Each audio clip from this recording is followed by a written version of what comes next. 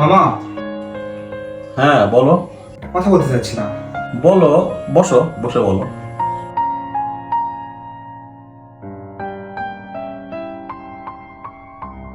মামা, অভয় দিলে একটা কথা বলতাম। অভয় দেওয়ার কি আছে? তুমি কি বলতে চাও বলো। আসলে মামা, যে কথাটা বলতে চাচ্ছিলাম, আমি চাচ্ছিলাম বিয়ে করতে। তো বিয়ে করার পর আমার তো থাকার কোনো জায়গা নেই। তো ভাবতেছিলাম যে আপনার যে ছাদের উপর যে চিলেকোঠার রুম আছে না, ওটাতে আমার বউকে নিয়ে থাকবো, যদি আপনি অনুমতি দেন। তুমি এটা কোনো কথা বললে বাবা? এটা তো তোমারও বাসা, তুমি থাকবা, এখানে পারমিশন নেওয়ার কি আছে? বাবা কি বলছো তুমি? ওর বাড়ি মানে? তুমি কি বুঝাতে চাচ্ছ? আরে আমি তো শুধু শুধু কিসের শুধু? তোর মাথা ঠিক আছে বাবা? তুমি কি বলতে চাচ্ছ? ভাই, আমি তো শুধু অনুমতি চেয়েছি। কিসের অনুমতি? রাখ তোর অনুমতি। না না বাবা, আজকে তো বিষয়টা ক্লিয়ার করতে হবে। ছোটবেলার মা আমার যখন মারা যায়, তারপর থেকে আমরা পালতেছি। এখন ও বিয়ে করতে যাচ্ছে, বিয়ে করার পর যখন বউ আসবে তখন কি বউকেও কি আমরা পালবো? আমার মা মারা গেছে বলে কি এই বাসায় আমার কোনো অধিকার নেই? ও তাহলে এটাই তোর আসল চেহারা, মনে মনে এই ছিল। দেখো বাবা, এ তোরা কি শুরু করলি রে নিজেদের মধ্যে সব? মামা প্লিজ, প্লিজ মামা, আমার জন্য তোমরা প্লিজ ওকে ওকে কিছু বলো না প্লিজ। আমারই ভুল হয়ে গেছে, আমার সবটা ভুল হয়ে, বিশ্বাস করেন মামা। আমি শুধু চেয়েছিলাম যে আমার বউকে নিয়ে আপনার সাথে থাকতে, কিন্তু আমি একবার মানে বুঝতে পারিনি যে এরকমটা ভাববে। আমি আমি চলে যাচ্ছি, প্লিজ মামা প্লিজ, আরে প্লিজ। এই, না না, যাক বাবা, যাতে দাও। বুঝলাম না তোরা কি শুরু করছিস এগুলো বলতো।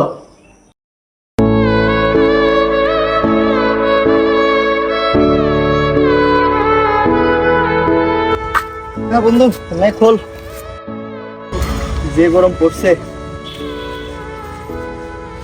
কিরে, কি হয়েছে তোর? মন খারাপ কেন?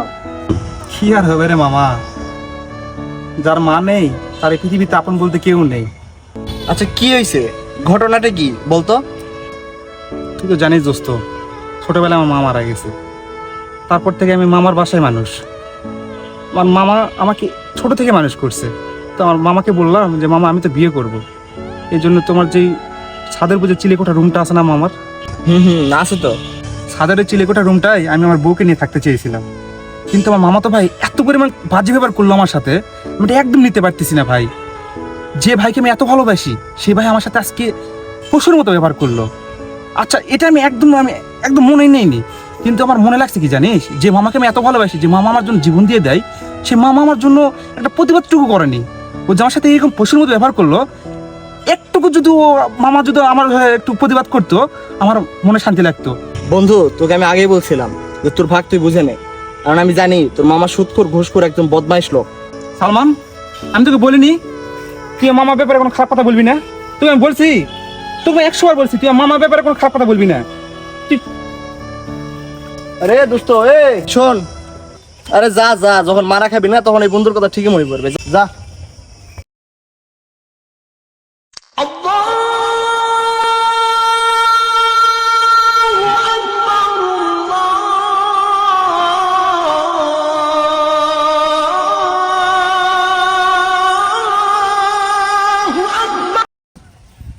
মামা, ওয়ালাইকুম আসসালাম। বাবা শিহাব, তুমি এতদিন কোথায় ছিলা বাবা?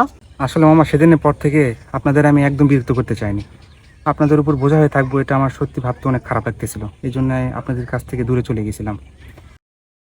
তো আপনাকে না বলে একটা কাজ করে ফেলেছি, সেটা হচ্ছে আমি বিয়ে করে ফেলছি মামা। ও আচ্ছা আচ্ছা। তো এখন আপনার যে বাজারে ফ্ল্যাটটা আছে না, হ্যাঁ হ্যাঁ হ্যাঁ। ওই ফ্ল্যাটটা যদি আমাকে কম রেটে দিতেন তাহলে সত্যি অনেক আমার ভালো হতো। আমি ওখানে ভাড়া থাকতে চাই। হুম এখন আমার তো পরিস্থিতি খারাপ, আপনি জানেনই আমার পরিস্থিতি কতটা খারাপ। হুম তো আপনি যদি আমাকে কম রেটে দেন, তাহলে পরে যখন আমার সামর্থ্য হয়ে যাবে, হুম। তখন আমি আপনাকে ফুল পেমেন্ট করব এবং ফুল টাকা দেব। এখন আমাকে মামা প্লিজ এই সাহায্যটুকু করেন মামা, প্লিজ মামা, মামা প্লিজ মামা। কি মামা পাইলাম জীবনে, টাকা যার নেয় তার কেউ নেই।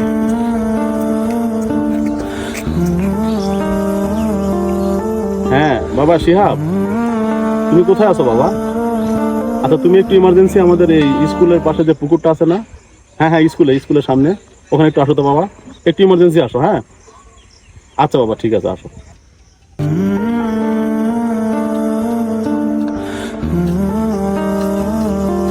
মামা, ও বাবা, আসছো তুমি? হ্যাঁ মামা, আপনি আমাকে ইমার্জেন্সি ভাবে ডাকলেন, কি হয়েছে মামা?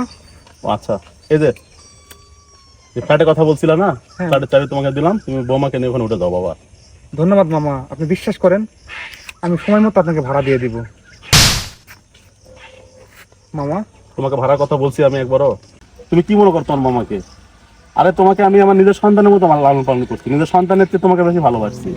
তোমার মা মারা যাওয়ার পর থেকে আমি তোমাকে তোমার বাবা মার অভাব বুঝতে পারি। জি মামা। তুমি হয়তো তোমার মামাকে ভুল বুঝতেছো, কিন্তু তোমার প্রাপ্য কিন্তু আমি তোমার জন্য রেখে দিয়েছি। তোমার মা মারা যাওয়ার পরে আমি তোমার কি কি তুমি পাবে, তোমার মা কি কি পাবে, সবকিছু আমি অক্ষর অক্ষরে পাই টু পাই হিসাব করে রাখছি বাবা। এই যে এটা নাও, এখানে তোমার সব সম্পদের হিসাব আছে, আজ থেকে সব সম্পত্তি তোমার। এটা কি আর ওই বাবা? যে তুমি যে বাজারের ফ্ল্যাটটার কথা বলছিলে না, ওটারও দলিলপত্র আছে। এছাড়া আর যেখানে যেখানে তুমি সম্পদ পাবো বাবা, তোমার জন্য এখানে সব দিয়ে দিলাম। জানি না কখন কি হয়, আল্লাহ মামা? কি রাখছে কপালে। তুমি তোমার মামাকে ভুলবো না বাবা, মামা বাজারের ফ্ল্যাট আমাকে দিয়ে দিচ্ছেন মানে? ওটা তোমারই বাবা, ওটা তোমার মায়ের কি বলেন মামা, ওটা তো আকাশের ভবিষ্যৎ মামা, ওটা আমাকে দিচ্ছেন কেন? না না, আকাশের আমার যা আছে ও আলহামদুলিল্লাহ ভালো থাকবে বাবা। তোমার তো কিছুই নাই, মা বাবাও নাই, আমি মারা গেলে তোমার কেউ নাই। মামা আমি কখনো কল্পনা করিনি যে আপনি আমাকে আমার ভাগটুকু দিয়ে দিবেন। মামা আমি সত্যি আপনাকে অনেক অনেক অনেক ভুল বুঝেছিলাম মামা। আরে আরে- আমাকে মাফ করে দিন মামা। আরে বোকা ছেলে, কোনো ব্যাপার না। মামা আমাকে মাফ করে দিন মামা। আরে তুমি তো আমার সন্তানই। আপনার ব্যাপারে আমি এত কিছু খারাপ কিছু ভাবছি মামা, মাফ করে দিন মামা। মানুষের হক মেরে অর্জিত সম্পদ হয়তো কিছুদিন সুখ দেয়, কিন্তু সেই সুখ ক্ষণস্থায়ী। আর যে মানুষ অন্যের প্রাপ্য ফিরিয়ে দেয়, সে শুধু একজন সৎ মানুষ নয়, সে একজন সফল মানুষ।